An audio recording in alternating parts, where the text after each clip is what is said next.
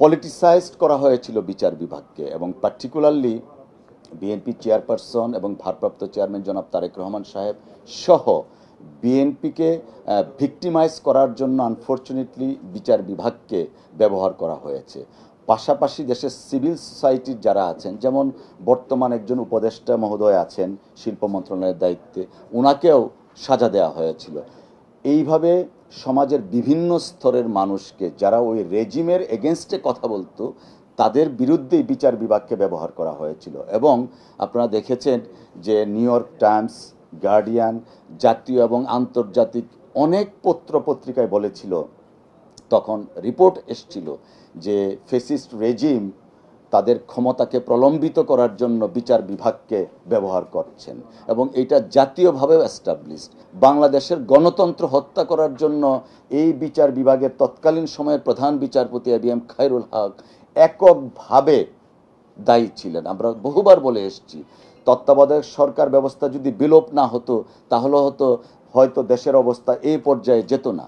যে কারণেই দেশের মানুষের প্রত্যাশা এদেশে গণতন্ত্র হত্যা করার জন্য, বিচার বিভাগকে পলিটিসাইজ করার জন্য এবং বিরোধী দলের নেতাকর্মীদেরকে ভিক্টিমাইজ করার জন্য এই বিচারকদের ব্যবহার করা হয়েছে। এবং কিছু কিছু বিচারপতি তারা নিজেরা ব্যবহৃত হয়েছেন। যেমন জনাব তারেক রহমান সাহেব যেন তার বক্তব্য প্রচার করতে না পারেন, সেই জন্য একটা রুল ইস্যু করা হয়েছিল, যেটা শুধু বাংলাদেশ না, বিশ্বের ইতিহাসে নেই, কোনো রাজনীতিবিদের বক্তব্য প্রচার করা যাবে না। সেই রুলও ইস্যু করা হয়েছিল 2015 সনের 7ই জানুয়ারি, আমরা সেটাও দেখেছি।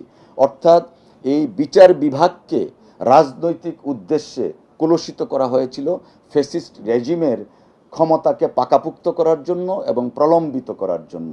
তো দেশে তো এখন সুপ্রিম জুডিশিয়াল কাউন্সিলের যেহেতু নেই, এবং আমরা দেখেছি যদিও সেই সংবিধানের সেই ধারাটা পাবলিসাইজড হয় না, কিন্তু অনলাইনে এখন আছে, সেই সুপ্রিম জুডিশিয়াল কাউন্সিলের পাওয়ারটা পার্লামেন্টে নিয়ে গেছে। তো পার্লামেন্ট তো এখন এক্সিস্টেন্স নেই, যে কারণে দেশের মানুষের প্রত্যাশাটা পূরণ করার জন্য কার কাছে যেতে হবে, রাজনৈতিক দল কার কাছে যাবে? সেই জন্যই মাননীয় প্রধান উপদেষ্টা মহোদয় শরণাপন্ন হয়েছে দেশের রাজনৈতিক দলগুলো, যেন একটা রিড্রেস পান, যেন বিচার বিভাগ সত্যিকার অর্থে বিচার বিভাগে পরিণত হয়।